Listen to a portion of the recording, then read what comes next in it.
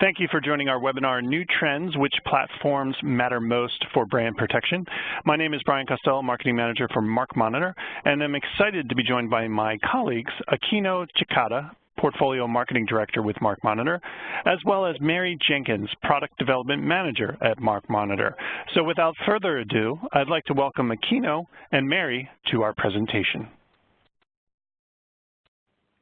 Thank you, Brian. And thank you so much for everyone for taking the time to join our webinar today. So today we're going to talk about how to prioritize your brand protection program. We'll also talk about new trends and data that'll help you decide which platforms to prioritize. And also we'll talk about the complexities of enforcements and how best to navigate through those.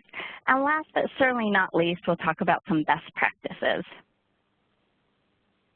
So with that, one of the things that keeps coming up throughout my experience in the brand protection business is I keep hearing about all these different challenges brand owners have, and some are common themes. So one of it is brand protection is a never-ending challenge, and this is such a real struggle. For starters, we have IP infringements, counterfeiting, fraudulent activities, pirated content, partner non-compliance. The list actually goes on, and it's not just one of these business challenges. There are multiple happening all at the same time. So that is a real struggle. The second real struggle that keeps coming up is how do brand owners stay on top of all of the different things that are taking place at the same time? For starters, fraudsters' tactics or counterfeiter tactics are constantly evolving. They're getting smarter, they're using new tools. It's always a process for them, and staying on top of that is really challenging. The other piece is platforms are constantly evolving as well, whether they're merging or changing their policies. There are all these different changes that are occurring. And then, of course, even from your business perspective, priorities are shifting, new products are being launched, and therefore, even from your perspective, your brand protection program is a constant evolution.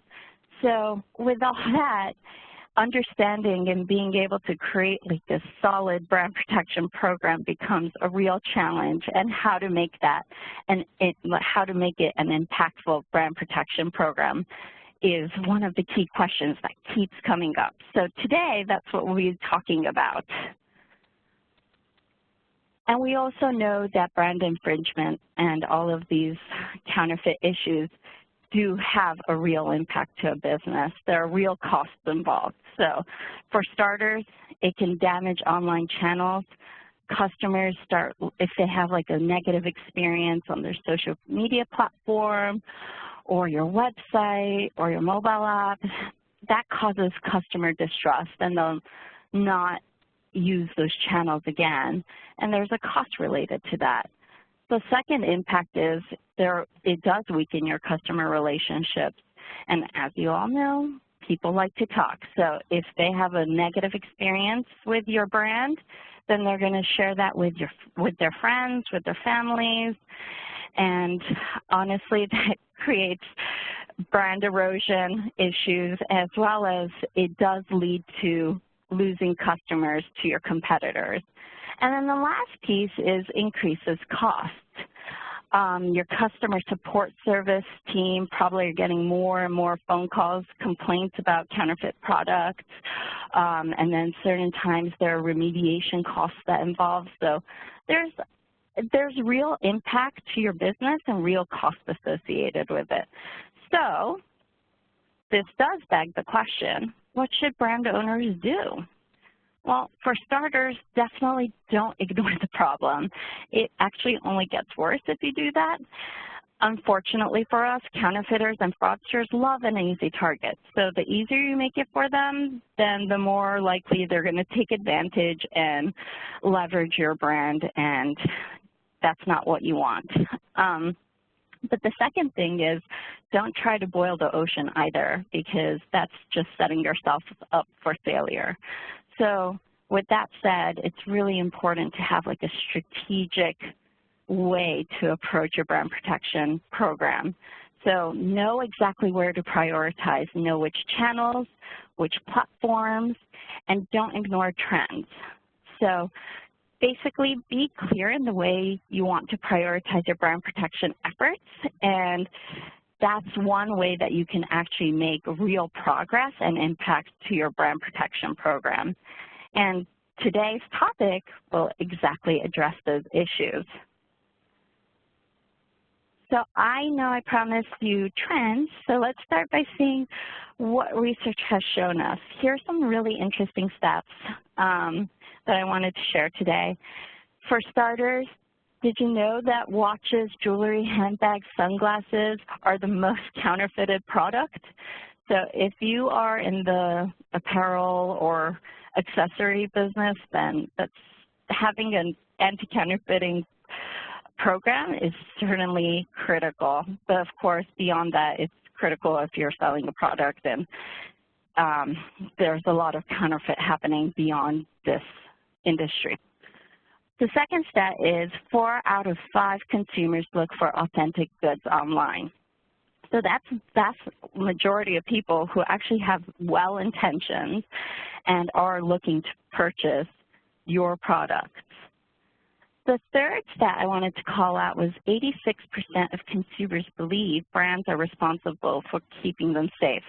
So that means every time they accidentally purchase a counterfeit product, and actually 34% of the people think that they're buying a legitimate product and fall victim to purchasing a counterfeit product.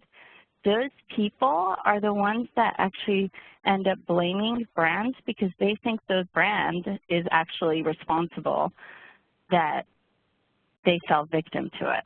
So that's a compelling stat. Another key stat that I wanted to share, which is really sad, but 100,000 people approximately die from counterfeit medicines on an annual basis. And if we think about other industries that also pertain to like consumer safety, so for example, in the automotive industry, whether it's brake pads or airbags, those are all relevant to consumer safety. Other product lines, you know, contact lenses, baby formula, there's a whole list of things that are all under consumer safety. So if there are any counterfeit products that actually impacts consumer safety, it's really important to make sure that you do have a brand protection program in place. And then these last 2 stats, I really wanted to call out. So 92% of the people who go to like a search engine like Google and type in a keyword or do some kind of a search, they don't go beyond page 1. They stay on that first very page. And 85% of people who are shopping on a marketplace never look past the first 5 pages. That's all to say that what these 2 stats show is that people are, you know, they focus on what's most visible to them. They're not going to go to page 50 or they're not going to go to page 25 because they're just going to focus on the first few results. And those are the ones that is really important for brand owners to focus on. So I have a challenge for you guys. And a question that I'd like you to think about throughout this presentation is, if customers and consumers, your consumers, are focused on the most visible pages, so page 1 of search engine results page, or even the first few pages on marketplaces, does your brand protection program actually prioritize these? Do you actually have tools that help safeguard your consumers? And that's a real critical question. So at MarkMonitor, we've been doing brand protection for over a decade and protecting leading brands globally. So what we've actually been really focusing on is what we call the consumer-centric approach. And basically, the consumer-centric approach focuses on these well-intentioned consumers. What I mean by well-intentioned consumers is consumers who are seeking your brand in particular. They're not looking for a counterfeit. They're looking for your legitimate brand, and they have every intention to purchase your product. Let's face it, the reality is if someone is determined to purchase a counterfeit product, they were never going to be your customer to begin with. They are willing to go to page 50 to look for a counterfeit product. They don't expect you to fix any issues if the product breaks. They know that they're getting the illegitimate product. So they don't have that expectation.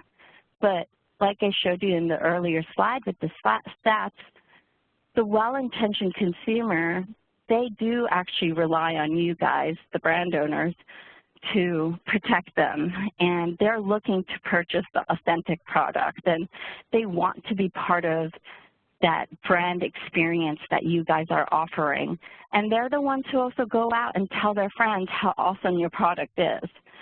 So I think the key part and the nuance becomes where they start looking for discounted price or the best possible deal for your product, and that's where they end up falling victims occasionally. So sometimes they'll, when they're doing searches, they might type in cheap handbag or cheap whatever your product name is, and then that's where they end up sometimes stumbling across the counterfeit product. And those are the people that you actually need to focus on protecting, because those are the ones that had every intention to contribute to your bottom line. So again, this all falls into focusing on being able to protect your consumers in the most visible pages. The chances of a well-intentioned consumer finding a good deal on page 50 is slim, and they know that, and they're not going to go that far. So really, your brand protection program should focus on that visible pages. So with that, I'm actually going to pass to Mary, who's going to talk more about trends and data to help you better understand where exactly you should focus on, which platforms will drive the biggest impact and change for your brand protection program. Mary? Hi, thanks, Akino. All right, so like Akino said, she gave a good setup, so why it's important to look at the most visible. So I'm going to cover how do you know what the most visible is. So I'm going to cover consumer-centric and data-driven decisions. Because we only have a certain amount of time, I'm focusing on search engines, marketplaces, and then some intelligence to make sure that the searches that you're putting on these most visible platforms are actually going to give you the results you want. Let's get the next slide. All right, so here are the top search engines by traffic. So this is the top 20. As you can see, Google.com by far outpasses everyone else, followed by Baidu. So all of the blue lines are actually Google locales, Google.com obviously being the largest with almost 44 billion hits every month. All right, next slide. So I want to say, so for Google.com, it being so large, all of its traffic isn't from the US. So plenty of other people from other countries are also accessing Google.com. It's the most visible in the world, but it's also considered the safest and one of the most visible places where everyone will go. So Google.com is popular everywhere, not just the US. 30% of the traffic comes from the United States, but there's 7 additional countries that get over 1 billion visits per month. There are 30 countries that get 250 million visits a month, and then there's over 200 countries in the world that have at least 1 million hits per month on Google.com alone. So next slide. On the flip side, some are very specialized. So Google Brazil, it was the number 4, I think, on the overall list, but almost all of the traffic is originating from Brazil. So out of the 3.06 billion average monthly visits, 99% are from Brazil, and then about 10 countries have 1 million each, and those are probably a lot of expats. from Brazil who are just in different countries now going back to Google Brazil to search. Moving on to marketplaces. So this is a representation of the top 100 marketplaces worldwide by adjusted traffic. The bigger the box, the more monthly visits they get. So out of the top 100 marketplaces, they get about 18 billion average visits per month. 15% of that is Amazon.com. 6% of that, 1.1 billion, is eBay.com. And just for perspective, if you go all the way down to that tiny little blue square in the bottom, that's Lazada Indonesia locale, and they get 34 million hits per month, but it's only 0.0019% of the overall traffic for these 100 sites. So you can see that when you're thinking about what are the most visible websites in the world, you really want to put a lot of attention on the ones that are getting the most views, the most users, the places where your customers are getting that kind of exposure to your product the most. Don't waste a lot of effort on sites that are like on the 400th, 500th most popular websites. If they don't have that many users, there's not that much risk for exposure. Meanwhile, Amazon.com, people are going to see your product. You want to make sure that the stuff on Amazon, the stuff on eBay, stuff on Taobao, all of those top, most visible places are as clean as you can make them. All right, next one. So when I was talking about marketplaces, I said it was adjusted traffic. So something to keep in mind is bounce rate. Now, if you have an e-commerce website, then you're probably very familiar with the concept of bounce rate. Bounce rate is something you want to avoid if it's your site. Bounce rate is when people go to your site and then immediately leave. So it might be because it's a pop-up ad, it's a default, something pops up and they're like, I don't actually want to shop here, I just close it immediately. So to illustrate this, I'm going to talk about Americanas and OLX. So these are both high traffic sites, e-commerce sites in Brazil. When you're looking at the average monthly traffic for each, so it's about 117 million for Americanas and 106 million for OLX. Next slide. But if you take a little look closer, so Americanas is actually a chain store. So while it does have a lot of websites and a lot of web traffic, a lot of it is probably people just looking up a particular product, then they close their phone and they go to the store and they buy it there. So the bounce rate on Americanas is actually almost 50%. So that's half the people who go to that site leave immediately. They don't click to the next page. They don't make a purchase. They just open that page. They close that page. Meanwhile, OLX is an auction classified site. So a lot of people who go to that site are actually planning on making a purchase on that site. So the bounce rate is significantly lower. So if you look at the adjusted traffic, they actually switch places. So Americanas is only about 60 million hits a month adjusted, and then OLX is almost 77 million a month. Next one. So now we kind of know how we want to prioritize the most visible sections, where we should really focus our efforts. So once we've identified those targets, we want to make sure that as we're searching like locals. We're searching like the customers who are actually going to be shopping on that store. Here's an easy concept, but I've actually seen a lot of people mess this up. When you're searching on a specific language site, you want to search in that language. So this is Amazon France. You can see it's the exact same search, once in French and once in English. The results are dramatically different. So when you're searching on a French site, you want to use French. English site, English. There's some variations on sites that are multi, like on Google.com, we have people all over the world who are using it, so maybe you have multi-searches there. But if you were doing it on Google Brazil, you probably want to do Portuguese, unless you have a really strong reason not to. We want to really take the place of an actual consumer who is likely to go to that site and likely to make the kind of search that we're putting in. So next one. So this is the same kind of information, only this is on Google France. So people who are searching for jacket in English is the red line. People who are searching for jacket in French is the blue line. So obviously significant more French searches on Google France. All right, next slide.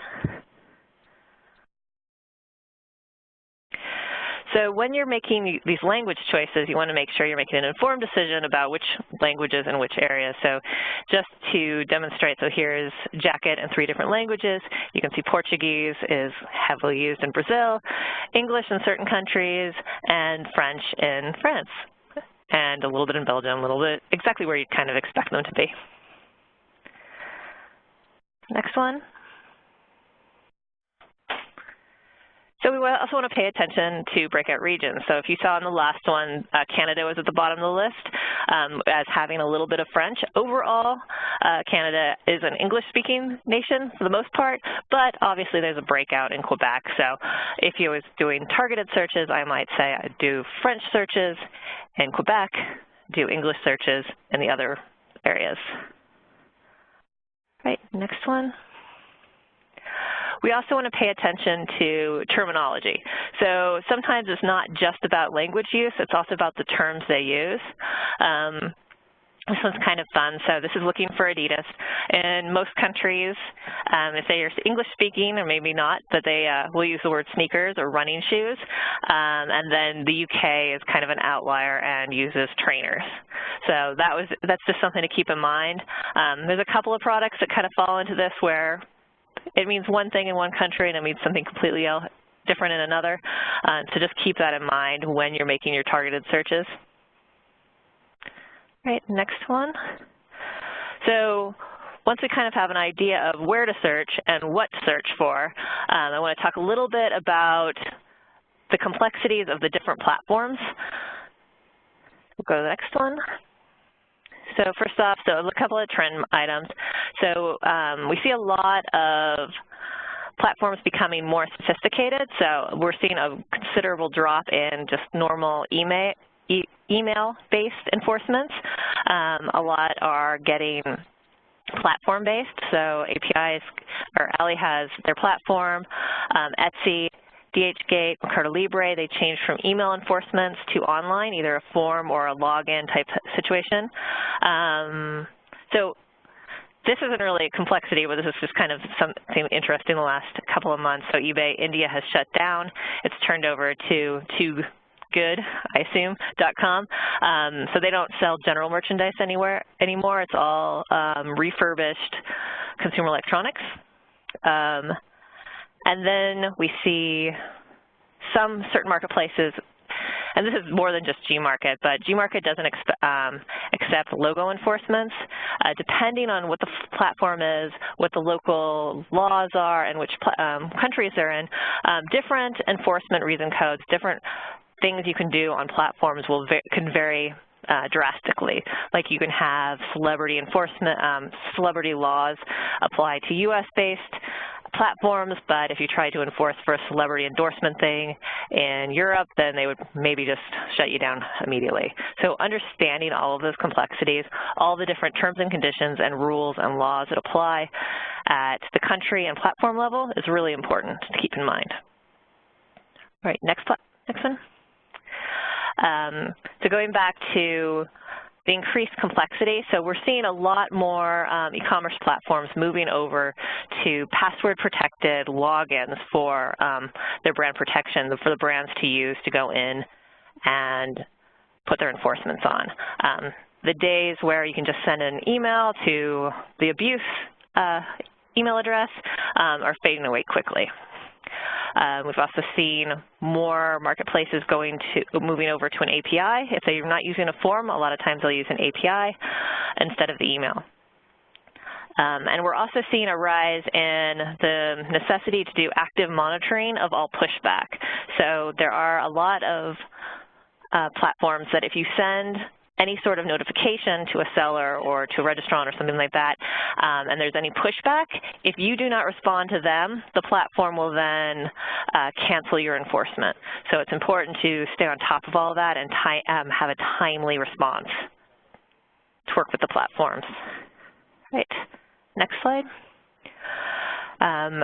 Another complexity is almost every single platform requires slightly different documentation, IPR information, or contact details. So some are very simple. They just want the trademark registration number, your email address, and what brand you represent, and they're good to go. Some have any number of complications that you have to turn over along with your enforcement. So business license, PDF of the actual trademark, live URLs that show your copyrighted image on a live website, trademark classes. Some marketplaces have, you'll give them your trademark information and they will give you back a marketplace-specific ID. And then when you send an enforcement, you have to send that specific brand ID back instead of your trademark, which is always fun. And then contact details. Some, it can be anywhere worldwide. Sometimes you have to have a local presence. Sometimes you have to have a real person's name, not just your brand name. List goes on. So a lot of complexities to make sure that you're aware of every requirement on every platform that you want to work with. Right, next one. And then I just wanted to touch on this. When you're working on a worldwide brand protection program, you want to make sure that you're aware of some of the site organizations, how the platform organizes itself. So there are some marketplaces and platforms like eBay who have a shared listing structure. So basically, when you put a listing on eBay, any place where you say you will ship your item, it will appear on that locale as well. So if I am in the United States and I say I will ship to the United States and to France, then my listing will show up on eBay.com and eBay France.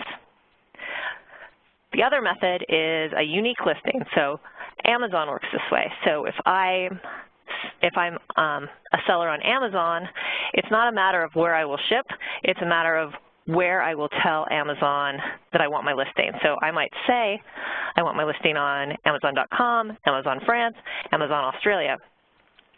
If someone was trying to remove my listing for copyright or other infringement, they would have to send an enforcement on each locale. So if I was on 3 different locales, I would have to send 3 different enforcement notifications to get it removed.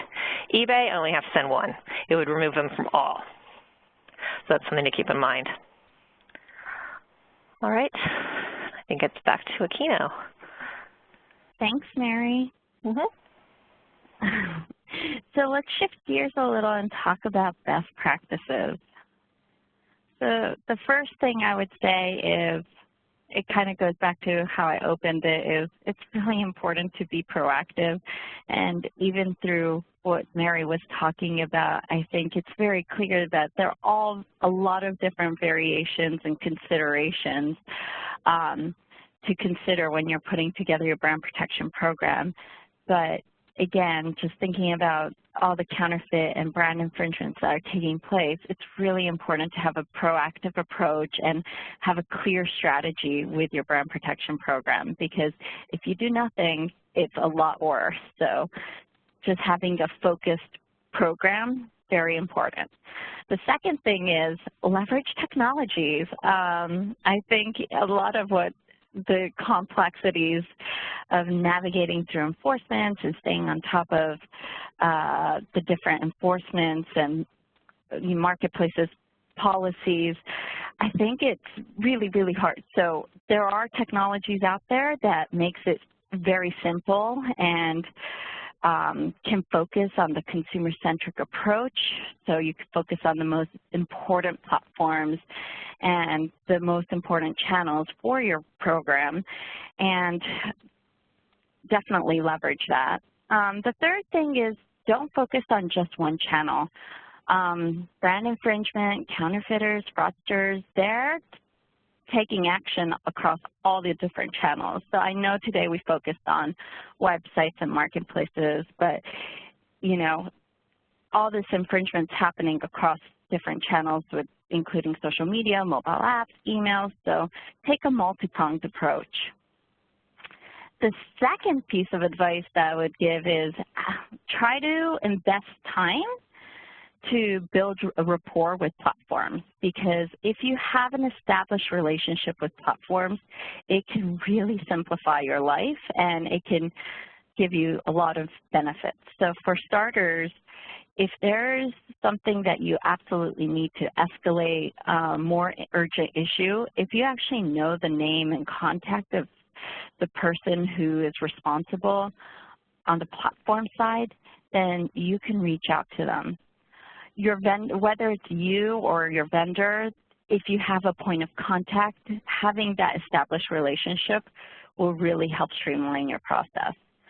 The second is broaden your brand protection strategy beyond traditional enforcements. You should absolutely consider, if you're not already part of a working group or an industry group, it's definitely beneficial to invest some time there, because you could work with your peers, other brand owners who are, you know, focusing on similar challenges as you are. And if you're combating and trying to work through brand protection issues together as a group, you'll likely get better results. And as a group, you have a much more stronger voice with platforms in general. So definitely consider that. And then the third piece is influence platforms so that they take into consideration your business requirements. Pretty straightforward, but you know, if you have that rapport with platforms, you can really create a win-win-win situation, a win-win for you, for the platform, and for your customers, because you really want to have a comprehensive approach and work together with them so that you can achieve similar goals and protect your customers. And then the last piece of advice is, or part of best practices, is prioritize your consumers' businesses.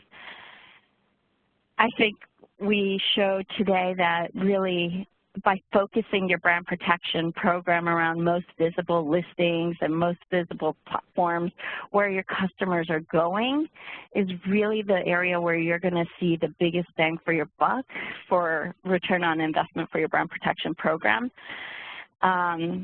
Just staying on top of, like, work with your marketing team, work with your services team, know where your consumers are going and have a clear understanding of which platforms are most important to you and which one you're going to tackle the most. That's really important. And then take advantage of purpose-built technology, because a lot of this, if you try to do this manually, it could be extremely cumbersome and not easy to achieve the types of results you want to achieve.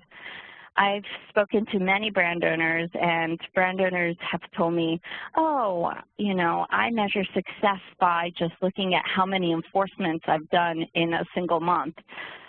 The reality is that's great that you're keeping up a number of how many enforcements you're sending out, but the truth is sending out an enforcement or taking down a brand infringement that's on page 1 is very different to a brand infringement on page 50, because on page 50, the likelihood of your potential customer going is like 0.0001% versus your client going and seeing page 1 is a very high chance that they'll fall victim to a counterfeit or, you know, have a negative experience. So that's the one that you really want to focus on and make sure that it's not just about quantity, it's also about quality.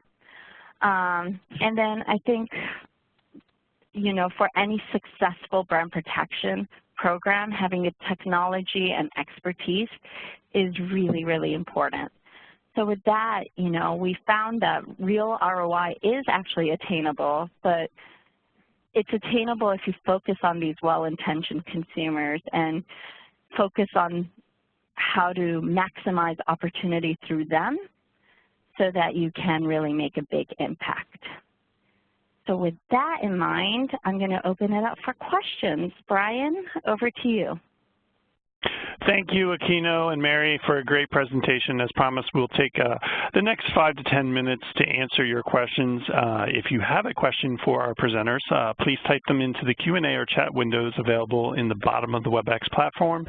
Also be reminded, if we don't get to your question today, we will be sure to follow up with you afterward. Our first question is, any knowledge of enforcement particulars for YouBuy.com marketplace?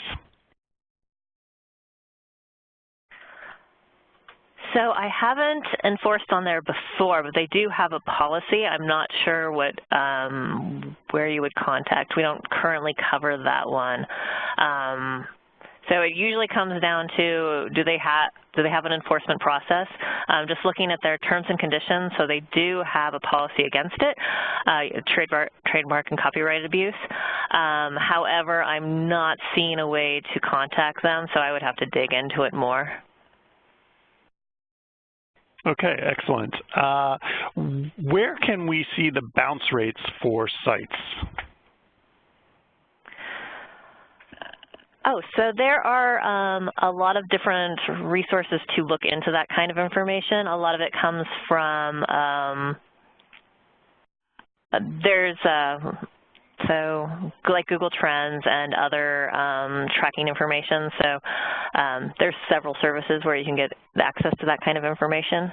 So I cross-referenced, for this I cross-referenced a couple of different sources to make sure I had a good sense there were no strange outliers. But there's quite a few services out there if you're interested in finding such information. Okay.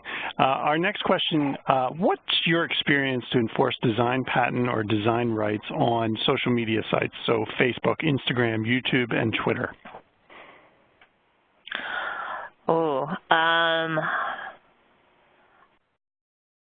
I know we've had limited success. There are some platforms, and I'm not entirely sure on the different social media ones. I know we've had, not those specific platforms, there are some that require some sort of court action be taken beyond just sending them this is a patent and that kind of stuff. So I would have to dig into the individual platforms. I know we do have a lot of accounts that are paying specific attention to that kind of stuff, but off the top of my head, I can't give you any statistics on how successful and where we're successful.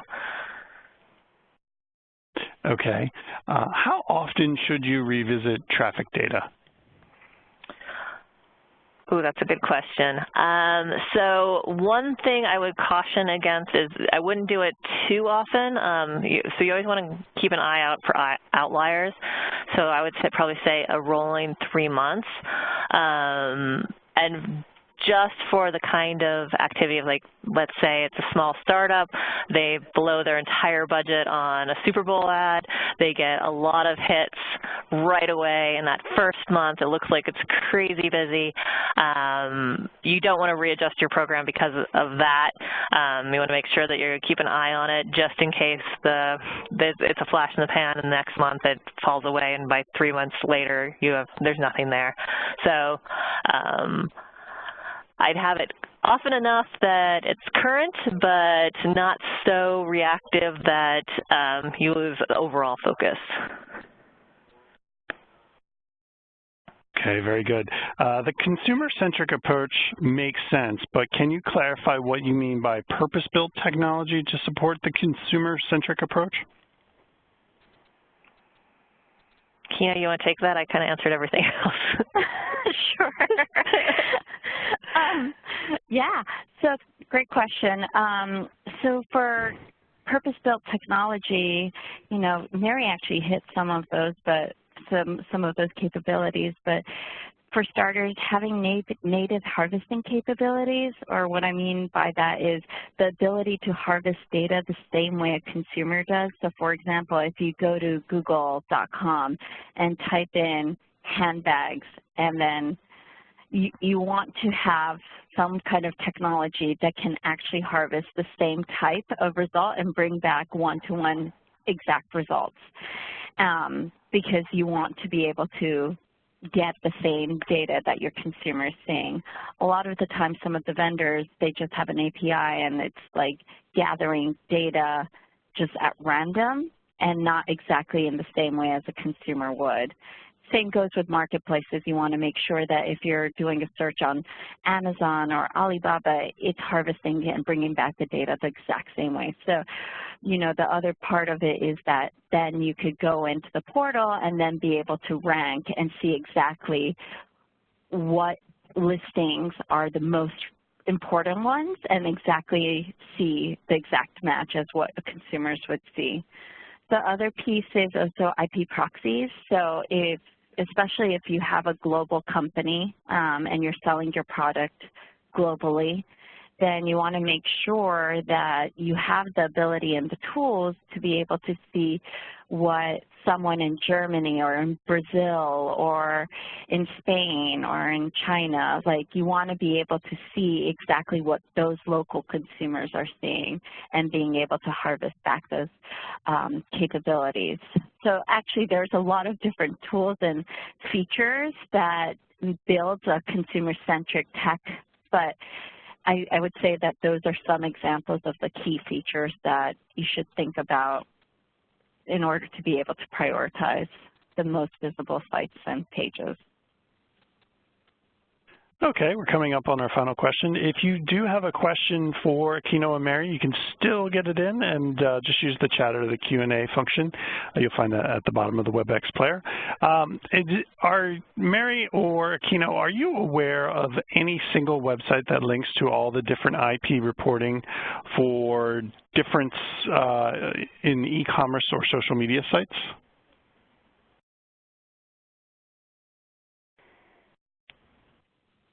Mary, can you?